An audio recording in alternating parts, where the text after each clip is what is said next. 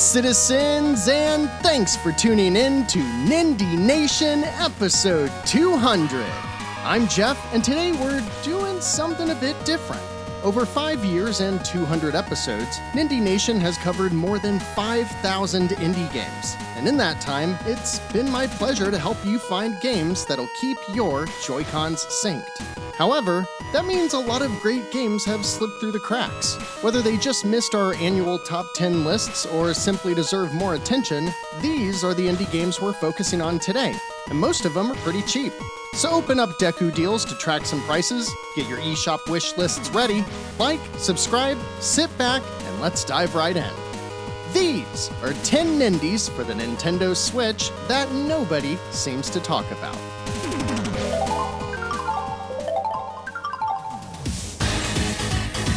In the early days of Nindie Nation, I made many review videos for games that I really loved. And in 2019, one of the best performing videos for this burgeoning channel was my review of Monkey Barrels. You already know the developer, as Japanese studio Goodfeel made their mark as a second-party Nintendo partner, releasing Wario Land Shake It, Kirby's Epic Yarn, and Yoshi's Woolly World, all to glowing reviews. Afterwards, they went back to making games for themselves, and Monkey Barrels was the first project. Built as a top-down twin-stick shooter, there are no gimmicks here, just outstanding gameplay that is incredibly fun. The evil crabs, led by Dr. Crabbenworld, turned all consumer electronics into weapons, and then wiped out mankind. Bummer. After kidnapping a monkey named Katetsu, Masaru and his team set out to rescue their friend and stop the evil crabs. The gameplay is tight and simple. One stick moves, one stick shoots, you've got a dash, and an arsenal of 98 awesome weapons at your disposal, split between primary weapons that have upgradable stats and 2 firing modes, and secondary weapons like grenades and traps. You'll venture through 6 worlds structured as 2 top-down levels, a vehicle stage that vary between motorcycle shmups or tank combat, and then an epic boss fight. And just like in their Nintendo outings, every stage is unique in design and visual aesthetic. Stages have score goals that unlock rewards, as well as 3 not-so-hidden emblems that conceal blueprints for new weapons, all of which contain variety that gives Splatoon a run for its money. Monkey Barrels is awesome. It's my favorite twin-stick shooter on the Switch, and provides about 8 to 10 hours of gameplay, as well as a suite of multiplayer modes for up to 6 players. It gets tough, so be ready to die a lot, but the challenge is always fair, and retries are instant after giving you a chance to change your loadout. It's usually $15, but does go on sale for half that a couple times a year, but at either price, Monkey Barrels is a Nindie that you don't want to miss. But if that's too pricey, our next game is on sale for $1.99 almost every other week. So if you like platformers like Donkey Kong Country, don't think twice about adding Jet Cave Adventure to your wish list. Polish studio 7 Levels has a lot of games under their belt, like Golf Peaks, Destrobots, and Castle of Heart, but this is the one that I think stands out the most.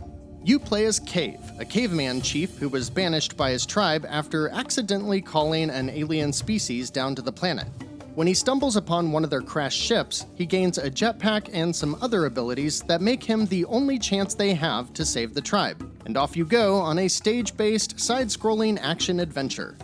Levels are only a couple of minutes long each, with tons of collectibles to find so that you can use them at shops in between stages to upgrade your gear and stats. Most levels you'll just hop and bop your way through, whacking enemies with your club or shooting them with your slingshot, and constantly engaging your jetpack to jump higher, fly in various directions, and occasionally experience escape sequences that are really fun and remind me a bit of the Ori games. The reviews are mixed on Jet Cave Adventure, with a 65 on Metacritic, but for $2, I had a great time and found its charming style, clever design, and a constant loop of finding and spending collectibles on upgrades a real treat.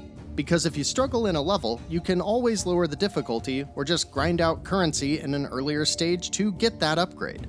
If it's a short, simple weekend game you're after, or you just want something to play through with your kids, Jet Cave Adventure is a great option. Did you know that in 2018, Nindie Nation's very first Let's Play video was for Skyforce Reloaded? This top-down shmup combined a roguelite structure with RPG mechanics so well that it immediately became my favorite in the genre, and I just had to make sure more people knew about it. By the way, thanks to the 116 people who watched it. Skyforce was an early mobile game that received an anniversary update also in 2018, but it's the reloaded version that sped up the gameplay and introduced so many more great mechanics. You can find it for $9.99, but since it hasn't gone on sale since 2019, I'll also say that the mobile version is free to play and awesome too, with the ability to unlock the whole game for about $3, and I highly recommend that one as well. After a tutorial stage ends in a boss decimating you in the most Metroid-like way, you start your journey through 17 stages at the very beginning with hardly any abilities and a little pea shooter. Each level has 3 difficulties with 4 objectives, and you can rarely get more than 2 objectives complete at a time because they include shooting down most and then every enemy, rescuing every human by hovering in place over them, and completing the stage without getting hit. You'll collect stars constantly, which can be exchanged for upgrades, as well as one-time use bombs and shields, and then there's an unlock system with a random element that encourages replaying older stages for higher scores. Y'all, I've played over 20 hours of this game on both the Switch and on mobile, and I couldn't recommend it more. Whether you spend $10 on the Switch or you start for free on mobile, Skyforce Reloaded is the game that won me over in a genre that I rarely enjoy, and I really hope you'll consider giving it a shot. Keeping with the theme of games so good I made a dedicated video about them way before many of you stumbled upon our little corner of the internet, next up is the absolutely joyful acid trip that is Spinch. Now, when it comes to the fast-paced, super challenging platformer genre, it's pretty rare that I really get into one. With exceptions for Celeste, Super Meat Boy, and a couple of others, this is a genre I usually shy away from, but Spinch is something special. First off, while it is undeniably a video game, it came to be as an art project between Canadian cartoonist Jesse Jacobs, graffiti and hip-hop artist James Kirkpatrick, and chiptune musician Thesis Sahith. And, yeah, if someone were to tell me that Spinch is what happens when a cartoonist, graffiti artist, hip-hop musician, and chiptune aficionado get together, yeah, that's what this is. Spinch plays at a very fast pace as you run through levels, mostly just trying to reach the end, but also trying to rescue your babies, which are spread throughout every level. And then, oddly enough, at the end of a few stages in each world, you reach a boss which is always some kind of crazy contraption which can only be damaged by firing your babies at it through some kind of cannon. No, I don't expect any of this to make sense, but I do expect you to see just how cool this game looks, and I do expect you to hear just how awesome this soundtrack is. The game plays like a dream, with quick movement that lets you stop and turn on a dime, but with just enough leniency to make floaty jumps and sticky wall climbing complement the path you'll take getting to the end of each level. It's a great time, with at least 6 or so hours of original content, with much more if you double back for completion purposes. Spinch's MSRP is $15 and it doesn't go on sale very often. But either way, this is a really solid entry in the genre that would be a great fit next time you're looking for the effects of drugs without actually doing drugs. Or both. I don't know. Do what you want. I'm not your mom. I am your Uncle Nindie, though. Alright, who's in the mood to blow some shit up? You? Yeah, you are. Well, the best part is you don't have to spend a dime to check out Fury Unleashed because there's a big old demo already available on the eShop. Developed by the appropriately named Awesome Games Studio, Fury Unleashed is what we like to call a Nindie trifecta, as it is a side-scrolling run-and-gun game with procedurally generated levels, roguelike mechanics, and RPG elements. What the hell does that even mean?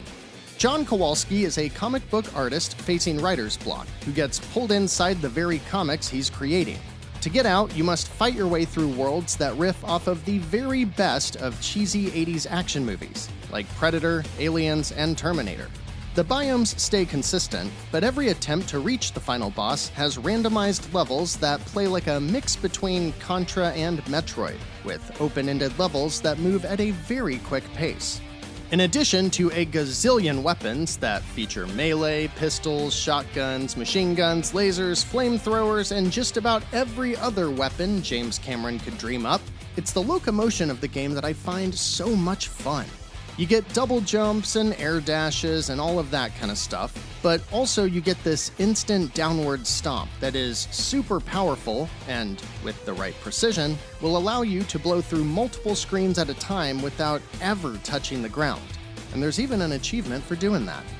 When you fail, and trust me, you will, you pour currency points into permanent stats, like power, speed, and health, and then do it all over again, starting at whichever biome you please.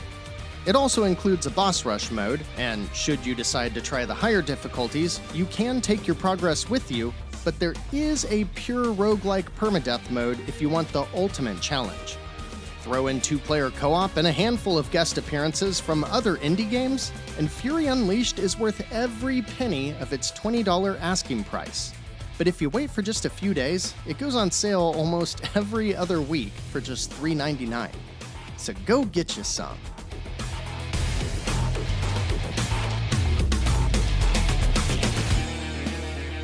But if you happen to enjoy your needlessly violent action from a top-down perspective, the newest game on this list should fit the bill nicely. Slaycation Paradise is one of the most B-tier video games I have ever played. It doesn't look incredible, and after you put maybe 8 to 10 hours into it, you're pretty much done, but man, for $20, and even more so for its regularly discounted $6 price tag, I squeezed every penny out of this game in late 2022, and I loved every minute of it. So the setup is a family who goes on vacation, and then, zombies. Sorry, I don't remember anything else. The gameplay is pure top-down twin-stick shooter fare, but there's also an element of tower defense, too. Each level sees you tackling objectives like destroying zombie alien hives, fortifying a specific structure, or just building yourself up to withstand a horde. And it mostly boils down to either you exploring a map and reaching a waypoint, or you building up a mini base, getting the best gear you can, and then calling on the zombie horde. The world is laid out in various levels that you access from a central safe hub, which is where you buy upgrades and all of that stuff, and I found a typical game flow to be progressing through a couple levels, then backtracking to achieve all of a level's objectives, finding secret items, and grinding for upgrades. And I just love that type of structure. Even if you don't like tower defense, you can get overpowered pretty quickly, and then they're just more fun horde battles. And other than that, there's not much else to say about Slaycation Paradise. If you're looking for a well-designed twin-stick shooter, or just something that delivers several hours of dumb fun, Slaycation Paradise is definitely the game for you. Okay, you see this? Look closely now. Listen to me. This is not Dead Cells. I know, it looks just like Dead Cells, but if you go into this game looking for Dead Cells, you're probably not going to like it. Now, that being said, if you do like the movement, look, and combat of Dead Cells, then Forgone needs to be on your Switch stat. Forgone just barely missed my top 10 list of 2021, as it takes much of what you loved from Dead Cells and puts it into a very linear, lightly story-driven world where you play as a super soldier trying to stop some evil being that happened to kidnap your mom. Or daughter? Or maybe the mom kidnapped the daughter? That wouldn't make sense. Anyways, it doesn't matter. It's some kind of family drama, but I will say it's well told with a cool twist at the end, but I can't remember the details. This game is also about 8 hours long, but if you 100% it, it'll more than double that runtime. So I found myself collecting most of the upgrades and secrets after putting around 15 hours into the game. As you can see, Forgone is gorgeous, and it feels even better to play. It's full of combat scenarios where you pick off enemies from afar, then get in close and lay down traps, and then dodge roll, block, and parry your way through close-range combat, then collect whatever they drop and keep on your way. If you die, you go back to a nearby checkpoint where there's sometimes another path to try, But really, this game is a contained linear experience that answers the question, What if Dead Cells didn't have randomized levels and endlessly replayable runs? Unfortunately, the game used to be discounted to $5 all the time, but has sat at its $20 MSRP since the summer of 2022. So you might have to pay full price or use some gold coins to offset the difference, because to me, it's an easy recommendation when it's around $12 or so. Regardless, Forgone is a great time, and I'm really glad I played it. So it's yet another entry on this list of Switch games that just never get enough credit.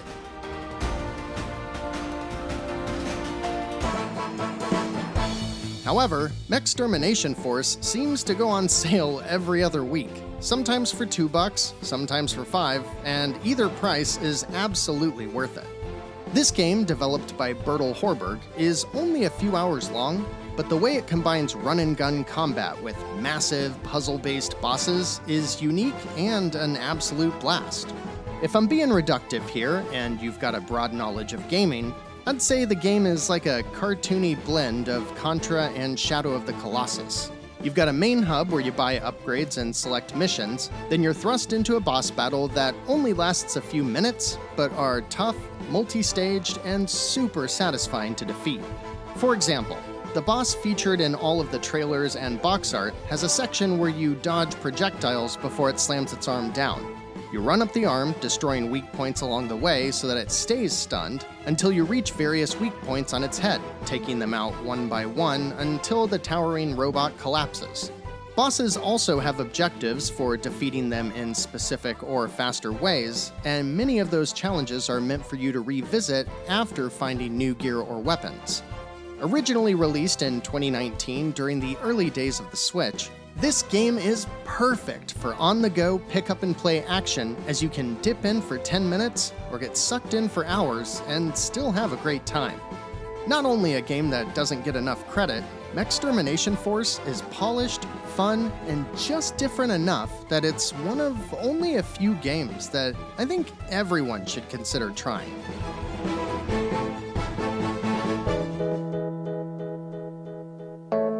You know, someday I'll make a video focused on the janky, potentially downright bad games that I nevertheless got sucked into and will defend to my grave, but for today, we'll focus that energy on Vertical Drop Heroes HD. As I reminisce about the family vacation I took at the end of 2018, where I'm pretty sure there was a wedding and lots of relatives, but I almost exclusively remember being sucked into this game's Just One More Run. With an MSRP of $9.99, but almost constantly discounted price of $2, just buy this game if you like anything that I'm about to say. Vertical Drop Heroes is also an indie trifecta, meaning it has procedurally generated levels, roguelike mechanics, and RPG elements.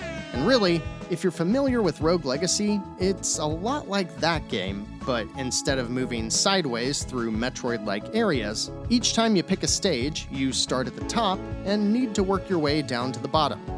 Does it look like an outdated Flash game? Does it have obnoxious text all over the screen making you think that it's somebody's first time developing a UI? Does it have weird, floaty mechanics and tons of jank? Yes, yes, and yes, and I make no claims otherwise. This game is a mess, but damn if it isn't a beautiful mess I sunk over 40 hours into. If you're looking for a polished, deep game that will envelop you in its world and mechanics, this ain't it, Chief. But if you're looking for a mindless game to play while listening to podcasts or watching YouTube videos, Like this one. and you can get over some of the jankiest jank this side of the eShop just to watch numbers and progress bars go up so you can beat away at the next thing that has even more progress bars and even bigger numbers, few games do it better, my friend. Vertical Drop Heroes isn't a game I recommend. It's a game that I prescribe for its non-stop dopamine hit that cures even the worst case of I don't know what to play next. And last but certainly not least on this list is a polished game that does feel amazing to play. How about that? You can see most of what it has to offer in just a couple hours, but you guys, One of the primary reasons I picked this topic for episode 200 is because it has been far too long since I gushed about Super Crush KO. The developer, Vertex Pop, is one of my favorites. Their outstanding Switch launch title, Graceful Explosion Machine, would also fit right into this list, as both titles are what I consider true Nintendo Switch must-have games. Did you ever play Beautiful Joe by chance? If so, this is the closest thing you'll find to that game's intoxicating combat. You play as a girl known only as Karen, and after some evil Karen steals your cat, you set out to get it back, and I guess just so happen to save the world while you're at it. I don't know, that's not the point. The game features 20 stages across 4 worlds and plays like a 2D beat-em-up. You walk into a room, see a bunch of enemies spawn, and then defeat them as quickly and stylishly as possible. You'll use punches, kicks, dashes, special laser attacks, and a limited-use pistol to keep your combo meter running while you get in position for your next attack. The style here could not be better, as is usually the case with Vertex Pop titles, because while you're beating away at the enemies, you just keep your eyes peeled for something red. Because red is bad, red will hurt you, so you know to avoid the red. See how that works? Any given stage is only a few minutes long, but the game's score-chasing leaderboards combined with the sheer thrill of obtaining an S rank delivers a rush that reminds me why I play video games. This game is absolutely worth the $15 price tag, but it is regularly on sale for $5.99, so at the very least, throw it on your wish list. I dipped back into a bunch of these games while preparing for today's video, and the combination of exciting, quick gameplay, vivid visuals, and yet another awesome soundtrack by Robbie Duguay, all blended with the rush of setting a couple new high scores to remind me just how special Super Crush KO is, and why it's a perfect game for this type of list. With that, episode 200 comes to a close, and Nindie Nation sets its sights on the next 5 years of bringing you the best indie games for the Nintendo Switch, and whatever the hell Nintendo releases after that.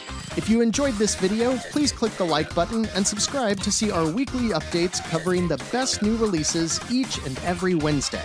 Be sure to sound off in the comments below, and to everyone watching, whether you've been here since June of 2018, found the channel when a video randomly blew up out of nowhere, or are just now discovering the Nation of Nindie, thank you so much for supporting the channel. If you want to hang out with cool people who like cool games, come join us on Discord via the link in the description, and we'll see you right back here for episode 201. Until next week, I'm Jeff. This has been Nindie Nation episode 200, and remember, no matter what type of game you're looking for, Nindie Nation will be right here to help you find just the thing to keep your Joy-Cons safe.